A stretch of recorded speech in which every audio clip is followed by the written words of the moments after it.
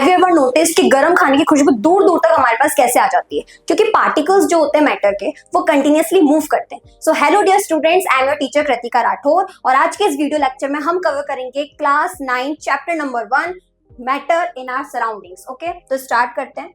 सबसे पहला, what is matter.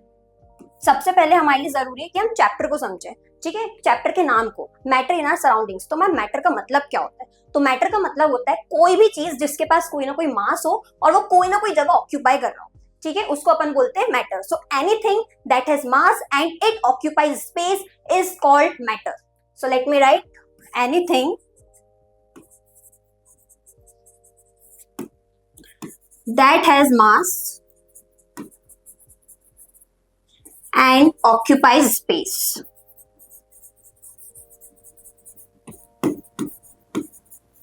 is called matter। ठीक है, अब मैं मैटर के जरा एग्जांपल्स भी दे दीजिए। तो देखो, द एयर वी ब्रीथ, जो हम एयर ब्रीथ कर रहे हैं उसमें भी कितने सारे पार्टिकल्स होते हैं, लेकिन मैम वो तो बहुत छोटे छोटे पार्टिकल्स होते हैं। बेटा चाहे पार्टिकल्स छोटे हो बट उनके पास कोई ना कोई मास तो है, और साथ में भले वो थोड़ी सी जगह ऑक्यूपाई कर रहे हो बट वो जगह तो ऑक्यूपाई करते हैं, ठीक है। और इस स्पेस को ना अपन वॉल्यूम बोलते हैं। क्या बोलते हैं? Volume. So the air we breathe, the food we eat, जो हम खाना खाते हैं, स्टोन्स हुए, क्लाउड्स हुए, ये जो मैंने मार्कर पकड़ा हुआ है वो हो गया, प्लांट्स हो गए, एनिमल्स हो गए, एंड इवन जो स्मॉल ड्रॉप ऑफ वाटर है, ठीक है, और जो छोटा सा पार्टिकल सेंटर तक इतना सा पार्टिकल है, वो भी भले बहुत कम स्पेस ऑक्यूपाई कर रहा है, बहुत कम मास रखता है, लेकिन वो भी मैटर की कैटेगरी में ही आएगा। So is it clear? Next, physical nature of matter. Matter का फिजिकल नेचर क्या होता है? तो बेटा जो मैटर होता है ना वो बहुत सारे छोटे छोटे पार्टिकल से मिलकर बनता है, और उन पार्टिकल्स को बोला जाता है एटम्स। क्या बोला जाता है उन पार्टिकल्स को? Atom. Okay, the particles of matter very small. अब बेटा ये जो पार्टिकल्स होते हैं ना वो बहुत छोटे होते हैं। मैम कितने छोटे होते हैं? इतने छोटे होते हैं कि हम उन्हें नेकेड आई से देख ही नहीं सकते। अगर हमें उनको देखना है तो हमें माइक्रोस्कोप की जरूरत होगी। किसकी जरूरत होगी? माइक्रोस्कोप। क्लियर? आगे बढ़ते हैं। Classification of matter. अब उससे पहले ना बेटा अपन थोड़ी सी हिस्ट्री में जाते हैं। तो पहले थे महर्षि कणाद, ठीक है। तो महर्षि कणाद अपने इंडियन फिलोसोफर थे, उन्हें नेचर के बारे में जानना बहुत अच्छा लगता था। तो उन्होंने ये कहा था कि जो भी मैटर होता है वो बहुत छोटे छोटे इनडिविजिबल पार्टिकल से मिलकर बनता है, और उसको उन्होंने नाम दिया था अणु। क्या नाम दिया था? अणु। और अणु को ही आगे नाम दिया गया एटम। और फिर बेटा उन्होंने एक और चीज बोली, उन्होंने ये बोला कि ये जो कलेक्शन ऑफ अणु है वो बनाता है परमाणु, और कलेक्शन ऑफ एटम्स या फिर ग्रुप ऑफ एटम्स को अपन बोलते हैं मॉलिक्यूल। तो अणु मतलब एटम और परमाणु मतलब होता है मॉलिक्यूल, ठीक है। एटम बम नहीं है ये, परमाणु, ठीक है, मतलब मॉलिक्यूल। आया समझ में? So since early times human beings have been trying to understand their nature, Indian philosophers classified matter into 5 basic elements. तो जैसे मैंने बताया कि जैसे महर्षि कणाद थे वैसे ही और भी इंडियन फिलोसोफर्स थे जिनको नेचर के बारे में जानना बेटा बहुत अच्छा लगता था। तो उन्होंने ना बोला कि जो नेचर है ना वो 5 बेसिक एलिमेंट से मिलकर बना हुआ है, और उन 5 बेसिक एलिमेंट्स को बोला जाता है पंच तत्व। क्या बोला जाता है? पंच तत्व।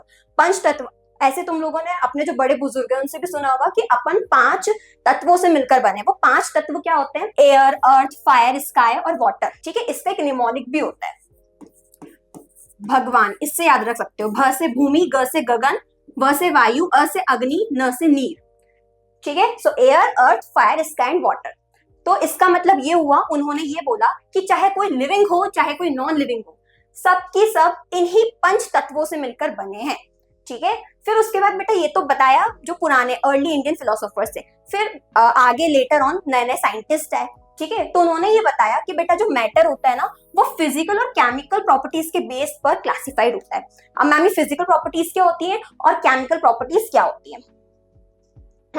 So on the basis of physical properties, तो बेटा फिजिकल प्रॉपर्टीज वो होती हैं जिन प्रॉपर्टीज को आप बाहर से देख सकते हो, जैसे स्मेल हो गई है ना, उसको आप बाहर से सेंस कर सकते हो, किसी चीज का अपीयरेंस हो गया, टेस्ट हो गया, ये सारी चीजें आती है फिजिकल प्रॉपर्टीज में। और केमिकल प्रॉपर्टीज क्या होती है बेटा? ऐसी प्रॉपर्टीज जो आप तभी ऑब्जर्व कर पाते हो जब किसी सब्सटेंस में केमिकल रिएक्शंस होती हैं, तो उनको बोला जाता है केमिकल प्रॉपर्टीज। अब ये जो केमिकल प्रॉपर्टीज है उसके ऊपर आपको चैप्टर 2 में अच्छे से डिटेल्ड डिस्कस करना है, तो अभी इसका ज्यादा काम नहीं है, बट देख लो कि केमिकल प्रॉपर्टीज के बेस पर जो मैटर होता है वो 2 टाइप का होता है, एक होता है एलिमेंट्स, एक होता है कंपाउंड।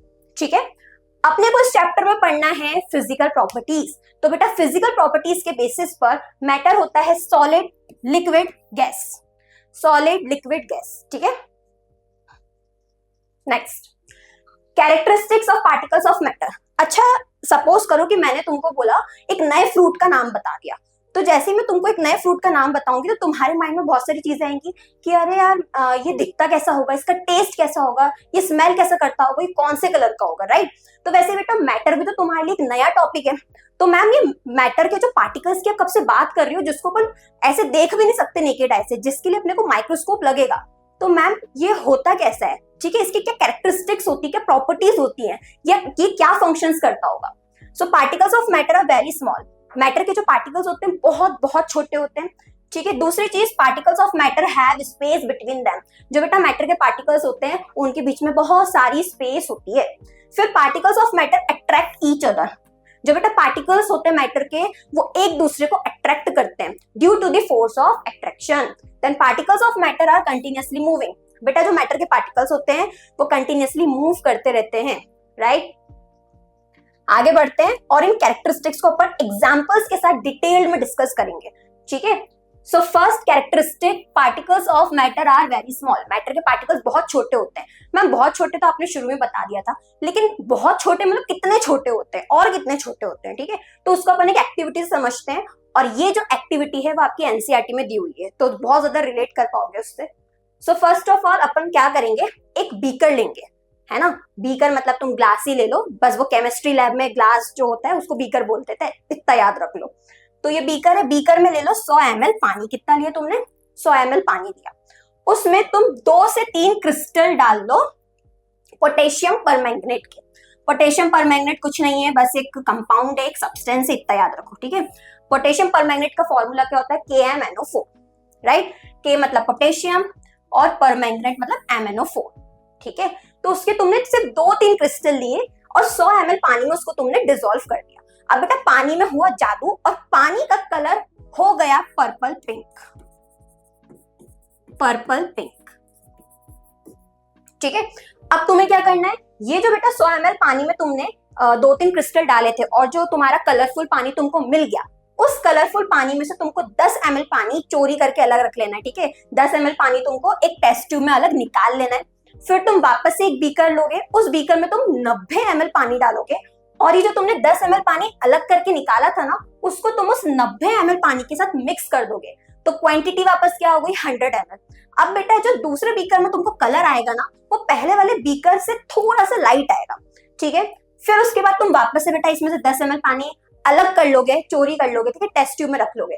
फिर उसके बाद तुम एक और बीकर लोगे, बीकर नंबर 3, और उसमें तुम फिर से 90 ml पानी लोगे, और जो 10 ml पानी तुमने अलग किया वो इस 90 ml के साथ मिक्स कर दोगे।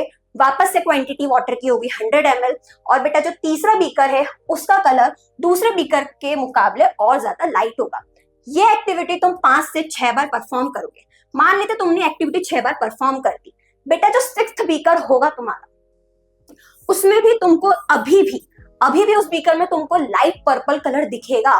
तो सोचो कि तुमने क्रिस्टल सिर्फ 2 से 3 डाले थे और 6th बीकर तक तुमको उसका इफेक्ट नजर आ रहा है।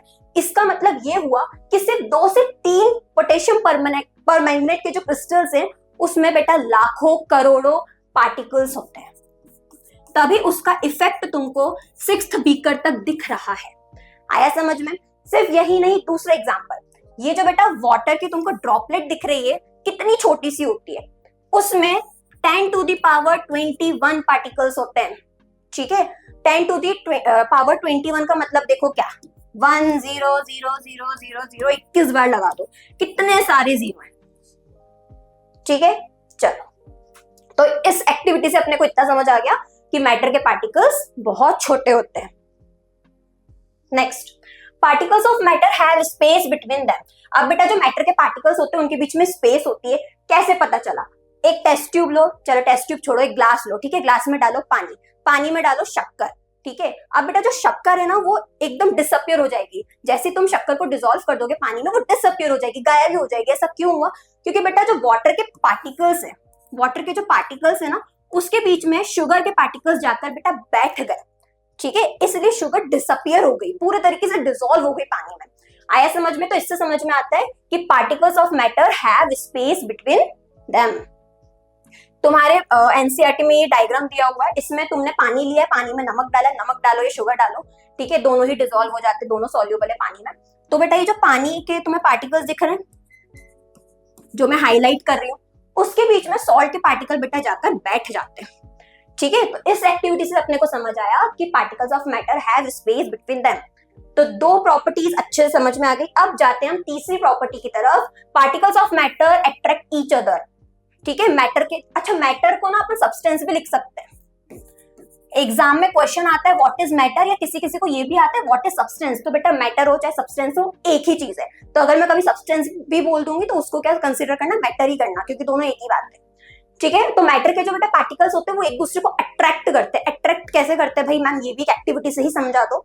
तो जहां खड़े हो वहीं उठ जाओ और अपना जो हाथ है वो हवा में ऐसे मूव करो, ठीक है। ये हो गई पहली एक्टिविटी, पहला एग्जाम्पल। दूसरा एग्जाम्पल जो अपन ने बचपन में बहुत किया होगा, शायद तुम लोग अभी भी करते होगे, कि जो नहाने की बाल्टी होती है उसमें अपन ऐसे हाथ घुमाते हैं, ठीक है। तो ये दूसरा। और तीसरा एक काम करो, अगर तुम्हारे आगे कोई डेस्क रखी होगी तो वहां पर एक हाथ मारो, ठीक है। तो बेटा तुम्हारा हाथ दुख जाएगा लेकिन डेस्क को कुछ नहीं होगा, ठीक है, वो टस से मस नहीं होगी। तो इससे तुम्हें क्या समझ में आया कि तुम हाथ में तुम एयर में अपना हाथ मूव क्यों कर पा रहे हो, क्योंकि बेटा जो एयर के पार्टिकल्स है ना वो एक दूसरे से बहुत दूर दूर होते हैं, ठीक है, इसलिए तुम हवा में अपना हाथ इजीली मूव कर पाते हो। दूसरी चीज, लिक्विड में भी तुम अपना हाथ मूव कर पाते हो, लेकिन एयर के मुकाबले तुम्हें थोड़ी सी डिफिकल्टी होगी अपना हाथ मूव करने में। और तीसरी चीज बेटा, वुड के थ्रू अब तुम अपना हाथ मूव नहीं कर पाओगे, वो सिर्फ कराटे एक्सपर्ट ही कर पाएगा, तो तुम ये चीज अपने रिस्क पर ही करना, वरना हाथ टूट सकता है, ठीक है। So and impossible to do so through wood. अब मैम ऐसा क्यों हुआ, इसको ध्यान से समझते हैं। ये मैंने 3 स्क्वायर्स बना दिए। बेटा जो एयर के पार्टिकल्स होते हैं ना वो एक दूसरे से थोड़े दूर दूर होते हैं। क्या होते हैं? थोड़े नहीं, एक्चुअली बहुत दूर दूर होते हैं। लिक्विड के जो पार्टिकल्स होते हैं ना बेटा, उनके बीच में थोड़ी स्पेस होती है, थोड़ी स्पेस होती है। और बेटा जो सॉलिड के पार्टिकल्स होते हैं ना वो एकदम चिपके रहते हैं, है ना, जैसे मम्मा से छोटा बेटा नहीं चिपका होता है, उसी तरीके से, ठीक है। तो बेटा सॉलिड के पार्टिकल्स के बीच में नेग्लिजिबल स्पेस होती है, नेग्लिजिबल मतलब ना के बराबर स्पेस होती है ना। इसलिए अपन सॉलिड के थ्रू या फिर जो तुम्हारी डेस्क है, जो वुड है, उसके थ्रू अपना हाथ इजीली मूव नहीं कर पाते। लिक्विड के पार्टिकल्स के बीच में थोड़ी थोड़ी स्पेस होती है, इसलिए अपन अपना हाथ लिक्विड के थ्रू भी मूव कर पाते हैं। लेकिन बेटा एयर के पार्टिकल्स के बीच में बहुत स्पेस होती है, इसलिए हमें एयर में हाथ मूव करने में कोई भी डिफिकल्टी नहीं होती। तो इससे तुम्हें समझ में आ गया कि जो पार्टिकल्स है मैटर के, वो एक दूसरे को अट्रैक्ट करते हैं। अच्छा, सॉलिड के पार्टिकल्स बेटा एक दूसरे के इतने पास पास क्यों हैं? क्योंकि इनके पार्टिकल्स के बीच का फोर्स ऑफ अट्रैक्शन सबसे ज्यादा है, ठीक है। फोर्स ऑफ अट्रैक्शन मतलब अट्रैक्टिव फोर्स।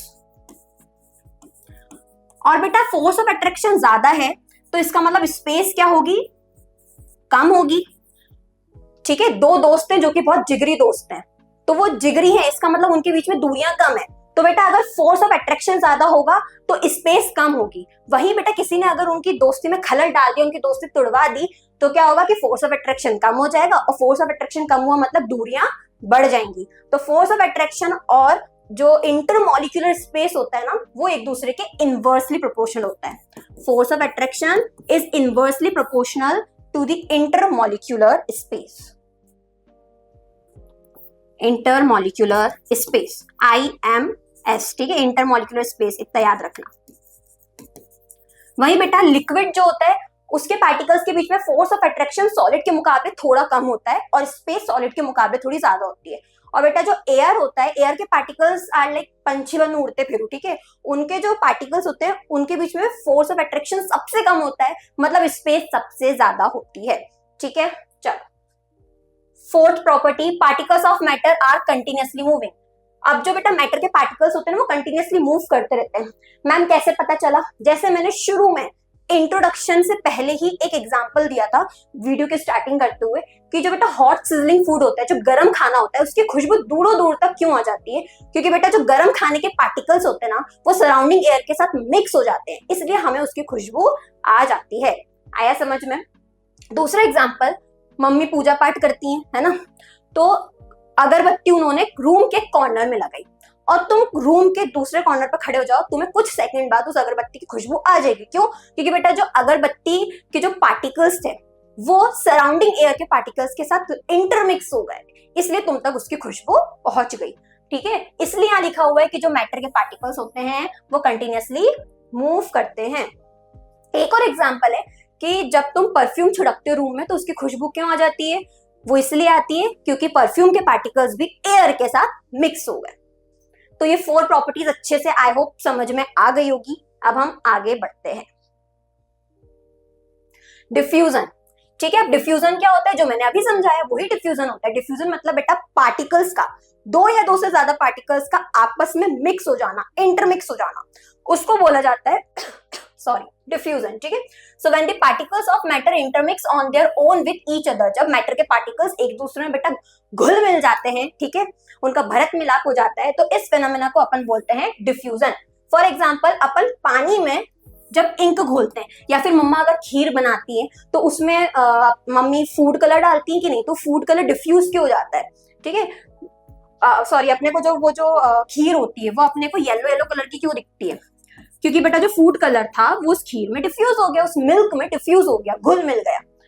तो spreading of ink in water during diffusion the particles occupy the interparticle space. Diffusion के टाइम पर क्या होता है कि जो पार्टिकल्स होते हैं वो इंटर पार्टिकल स्पेस में एडजस्ट हो जाते हैं। जैसे मैंने शुगर और वाटर वाला एग्जांपल दिया था, सॉल्ट और वाटर वाला एग्जांपल दिया था, ठीक है, जैसे अगरबत्ती वाला एग्जांपल दिया था कि ये जो अपनी सराउंडिंग एयर है, अगरबत्ती के पार्टिकल्स उसमें घुल मिल गए, डिफ्यूज हो गए।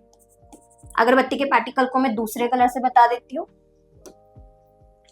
ये अगरबत्ती के पार्टिकल्स और ये सराउंडिंग एयर के पार्टिकल्स, ये एक दूसरे में घुल मिल गए। ठीक है, next, the rate of diffusion increases with increase in the temperature. अब बेटा अगर टेम्परेचर बढ़ा दोगे तो रेट ऑफ डिफ्यूजन बढ़ जाएगा। रेट का मतलब क्या होता है? समय। जब भी मैं रेट वर्ड यूज कर रही हूँ उसका रिलेशन होता है टाइम से। किससे होता है? टाइम से। तो अगर टेम्परेचर बढ़ा दोगे तो बेटा पार्टिकल्स की काइनेटिक एनर्जी मतलब होता है एनर्जी ड्यू टू मोशन। अगर मैं चल रही हूं तो इसका मतलब मेरे पास काइनेटिक एनर्जी है। ठीक है, इसी तरीके से अगर पार्टिकल्स मूव कर रहे हैं इसका मतलब उनके पास काइनेटिक एनर्जी है। मान लो कि मैंने तुम्हारे पीछे आग लगा दी, तो तुम जोर से भागोगे कि नहीं भागोगे? भागोगे। उसी तरीके से बेटा पार्टिकल्स है, अगर तुम उनको टेम्परेचर बढ़ा दोगे तो उनका जो मोशन होगा वो बढ़ जाएगा, और जब उनका मोशन बढ़ेगा तो वो जल्दी से डिफ्यूज होंगे। तो इसलिए लिखा हुआ है कि जो रेट ऑफ डिफ्यूजन है वो किस पर डिपेंड करता है? टेम्परेचर पर। टेम्परेचर बढ़ाओगे डिफ्यूजन बढ़ जाएगा। डिफ्यूजन क्यों बढ़ेगा? क्योंकि पार्टिकल्स की काइनेटिक एनर्जी मतलब पार्टिकल्स का जो मोशन है वो इंक्रीज हो जाएगा।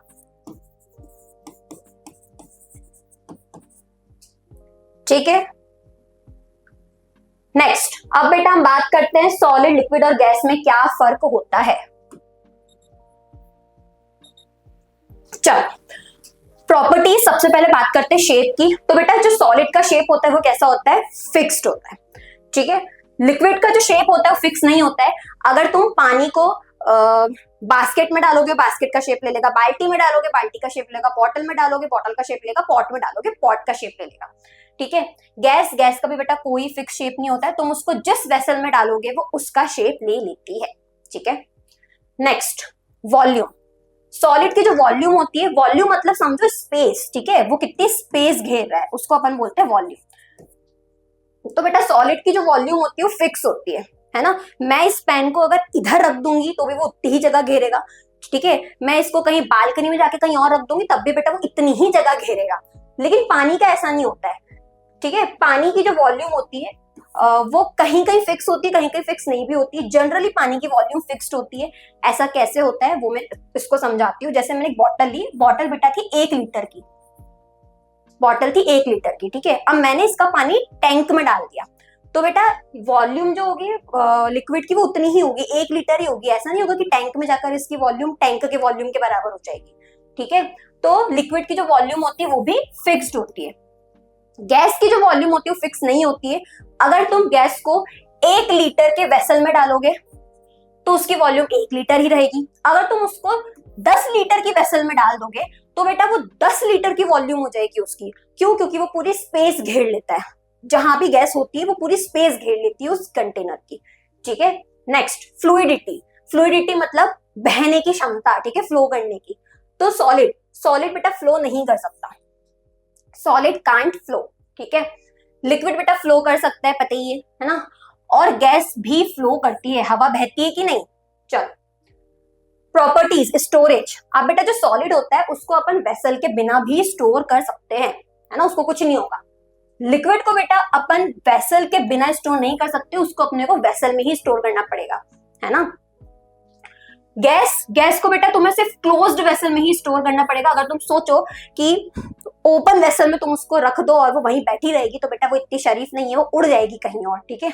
Next, intermolecular force of attraction. Intermolecular force of attraction मतलब इंटर वर्ड कहाँ यूज होता है, दो के बीच में, ठीक है। इंटर डिबेट कॉम्पिटिशंस भी होते हैं ना, तो इंटर का मतलब होता है दो के बीच में, तो इंटर मॉलिक्यूलर का मतलब क्या होता है, दो मॉलिक्यूल्स के बीच का फोर्स ऑफ अट्रैक्शन, ठीक है। तो सॉलिड में इंटरमॉलिक्यूलर फोर्स ऑफ अट्रैक्शन मैंने अभी समझाया था जब मैं कैरेक्टरिस्टिक्स डिस्कस कर रही थी। तो सॉलिड में इंटरमॉलिक्यूलर फोर्स ऑफ अट्रैक्शन होता है मैक्सिमम।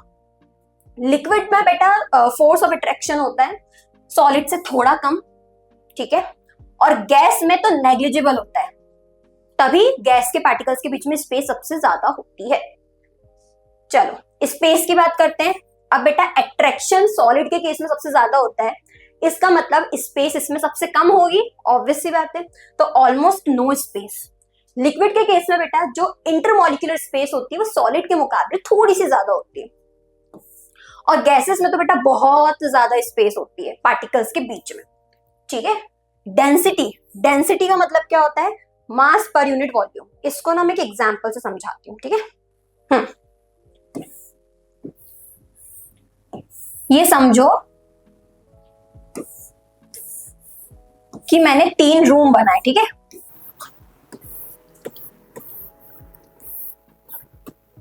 मैंने 3 रूम बनाए और बेटा तीनों रूम की जो वॉल्यूम है वो सेम है,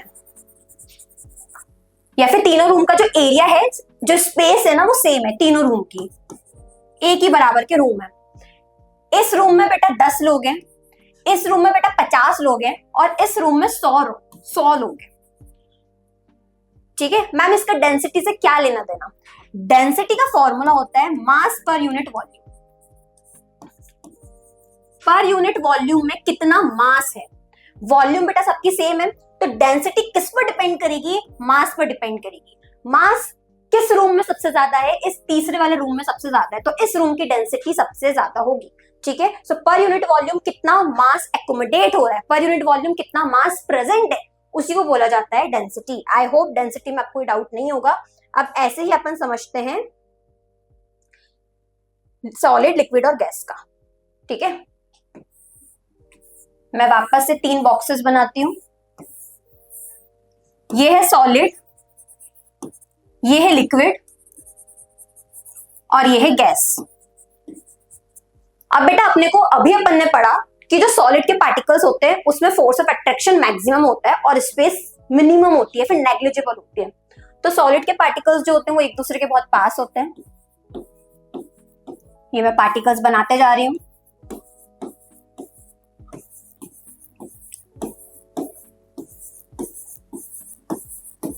लिक्विड के जो पार्टिकल्स होते हैं वो सॉलिड के पार्टिकल्स के मुकाबले थोड़े से दूर दूर होते हैं,